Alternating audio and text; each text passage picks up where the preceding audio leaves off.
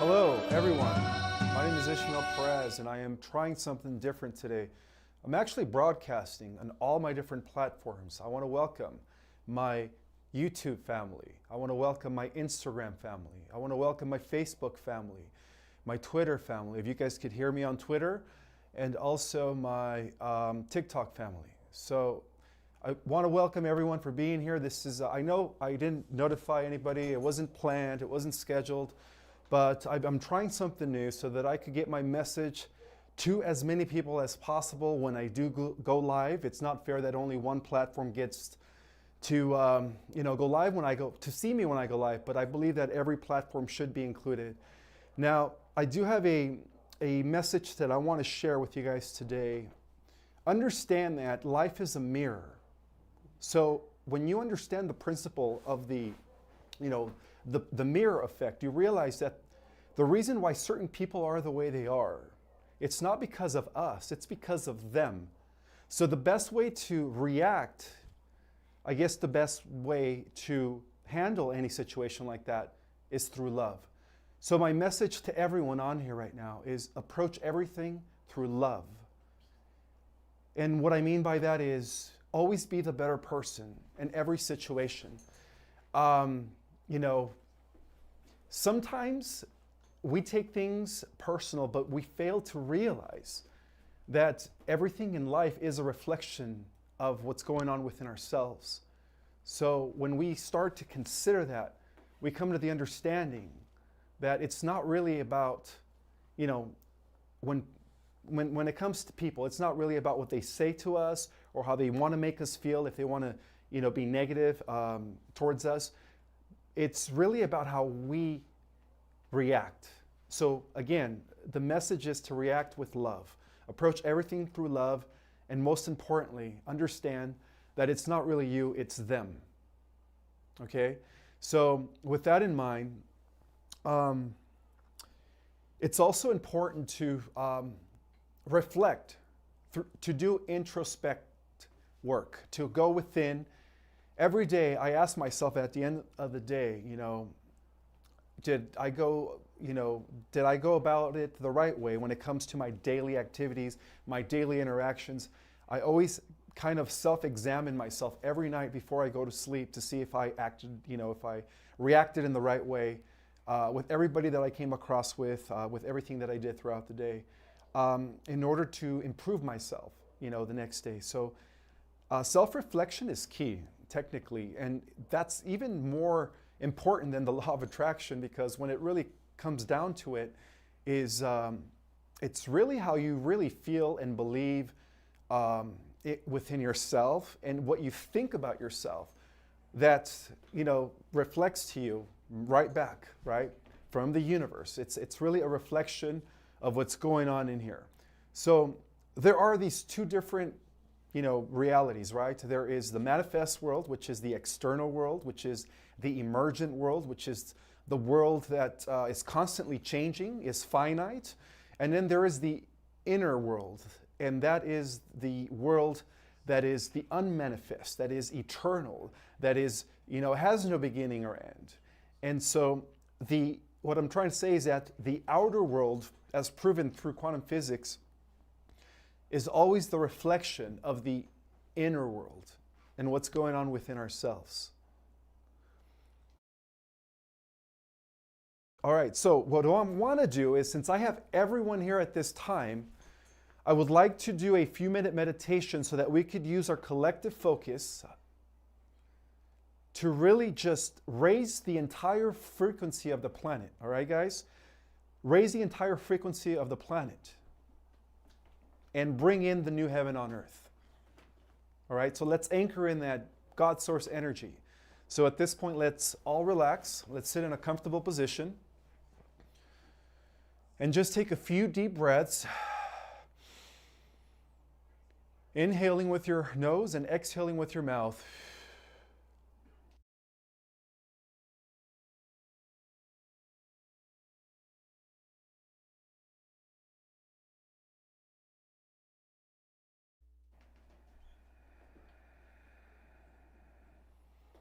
All right, so now that we've taken a few deep breaths, guys, I want you guys to visualize and use your imagination to see world peace manifest on this planet at this time. And to feel what it's like to have world peace.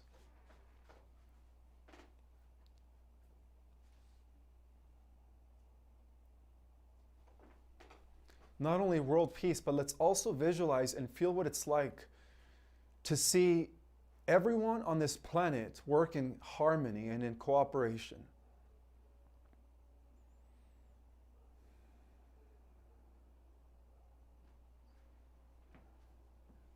Understanding that we are all brothers and sisters.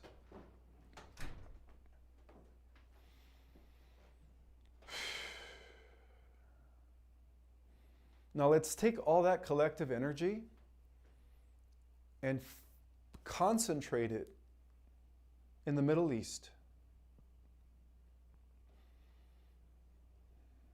We're concentrating the energies of peace, brotherhood, sisterhood, and tolerance, cooperation, harmony, and forgiveness in the Middle East.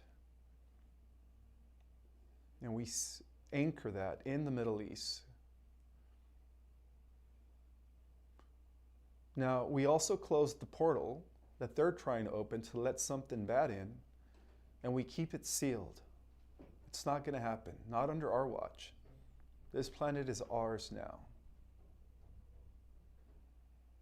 And that is the family of light.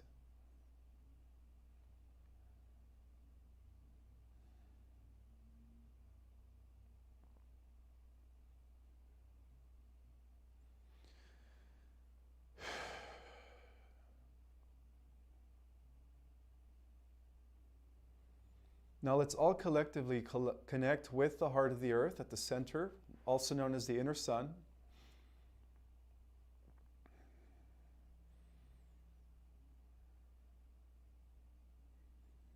Which is the anchor point of the halls of Amenti, which are the stargates that connect the earth to all her different versions in her higher dimensional selves, all the way to the 12-dimensional stargate of Arimatena, where we once existed as perfect, luminous beings of light.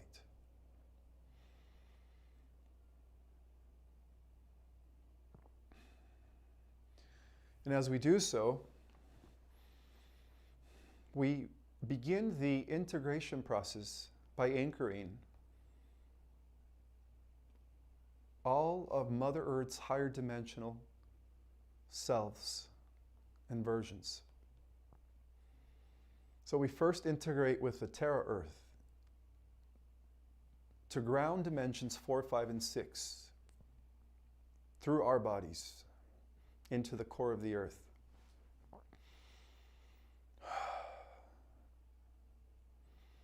Now we anchor in the Gaia Earth, which is dimensions 7, 8, and 9.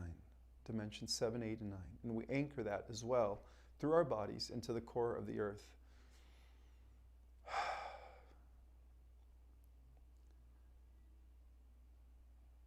And now we anchor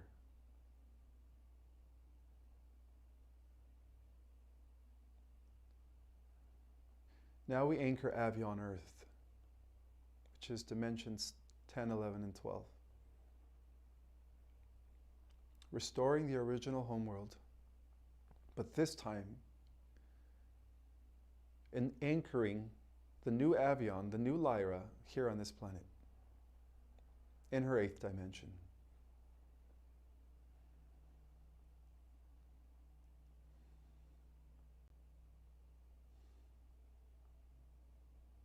And then finally we welcome and we anchor in the highest dimensional Earth, Arimatena, which is dimensions 10, 11, and 12.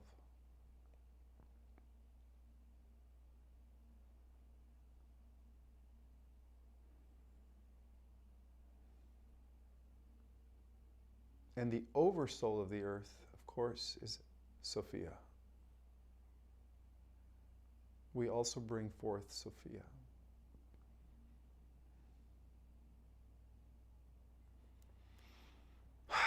So we are ready as a collective, the 144,000 and the Starseed nations on this planet, as the keepers, gatekeepers and anchor points of the 12-dimensional stargates.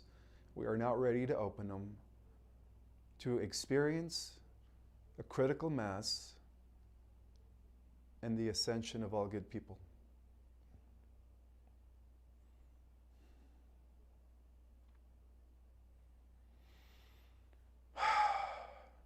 All right, so I just wanted to thank everyone for being here at this time.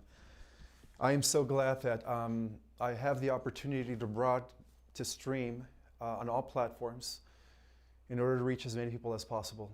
Now, I don't know if you guys noticed, but I do have the Library of Alexandria. Well, I know it's a visual of it. Yeah. The Library of Alexandria right behind me. It's still very sacred in my heart, you know.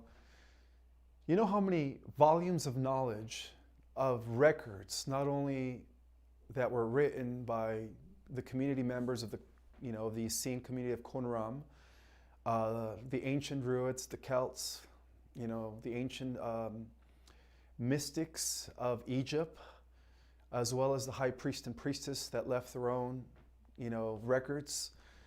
So much knowledge that revealed not only the times of Atlantis, but also the times before Atlantis, and perhaps even into the galactic history, but in greater detail.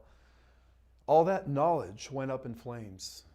And of course, we do know that the Vatican took whatever they needed, right, to fulfill their agenda in world domination, and then decided to burn the rest.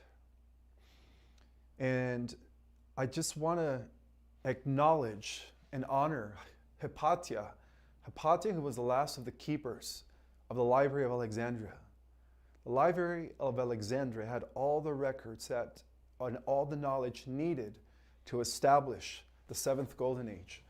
But I guess everything in divine timing, because we weren't ready to go into the 7th Golden Age back then, 2,000 years ago, or 1,700 years ago, or even 1,500 years ago, or even 1,000 or 500 years ago. I think everything was geared towards now.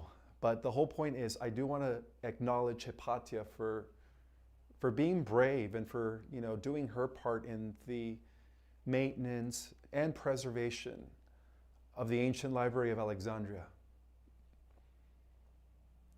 where all this ancient knowledge that perhaps was brought to our planet from many different civilizations out there in the multiverse just went up in flames.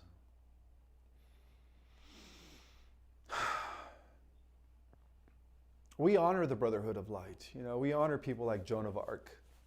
Joan of Arc is another example of a freedom fighter, a warrior of light. We also honor the Renaissance people, all those people that were burned at the stake during the medieval ages. We honor you for your bravery, for being the forerunners, for contributing to the rise of the Renaissance, to the rise of the scientific revolution, to the eventual establishment of America, before, of course, it became infiltrated and corrupted.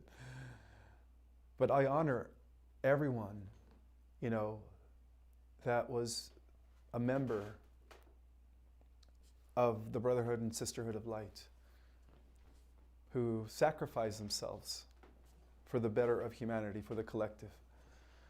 And that includes not only Leonardo da Vinci and Michelangelo, but also Nicolas de Cusa, Filippo Brunelleschi, who was burned at the stake. That also includes Andrew de Anjou.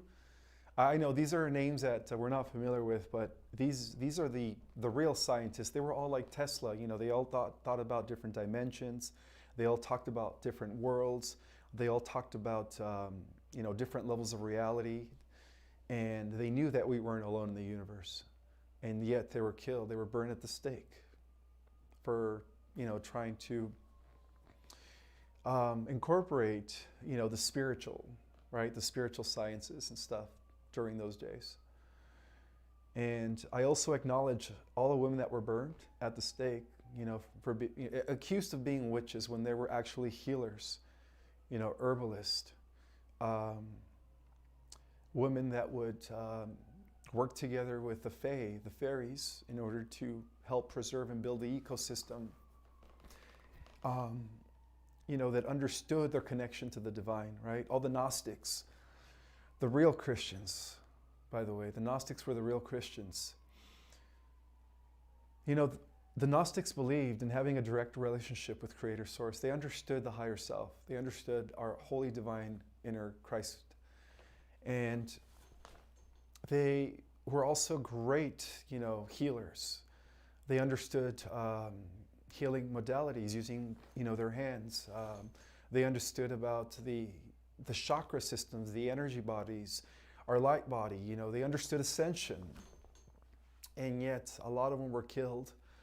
And many of them were actually fed to the lions, It wasn't the Christians, fundamentalists that were fed to the lions. It was the Gnostics, the real true followers of Yeshua. So I want to acknowledge everyone that has come before us. They paved the way for us starseeds to, come during this time of the 21st century, at the end of this great cycle. They paved the way for us. Those were the early incarnated indigos. Now, I do want to answer some questions. I'm not going to be on here for long. I just wanted to, direct a message to as many people as possible. But I do want to answer some questions. I don't even know where to start, and I can't even see from here. So what I'm going to do is I'm going to see if I could actually read some of the questions from my live chat. Let's see if I'm live. Does it say that I'm live?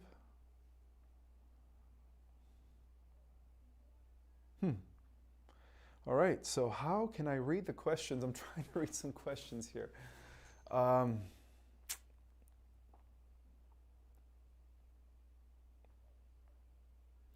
right, I might have to stand up just to read the questions. I can't see them. They're too... Oh boy. Yeah, I can't see the questions. What are you going on presently universally? What? Hold on one second. Level 4 Reiki. What is going on presently universally? Rosemary. Okay, so Rosemary has a question. She says, what's going on presently universally?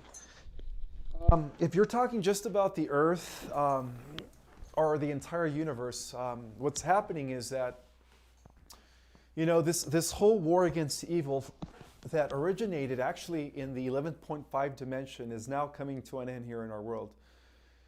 And how it all begins is the forces of light always begin cleansing from the higher dimensions into the lower dimensions. And so that's why the last battle takes place here. So what's happening right now, I'm sorry guys, I'm trying to log on, see if I can see the questions on here, is that the victory is already secured. What happens in the higher dimensions also reflect in the lower dimensions, right? That's one of the Hermetic principles, as above, so below. So the fact that all of the dimensions have been cleansed and brought back to the light, they're only waiting for the last one, and that is this one. This one's going to be corrected, by the way. This overlay that we are all experiencing. Oh, there I am. Okay. Oh, I could see I just have to turn my volume down. I could see the chat now, guys. I'm going to see it on my phone here.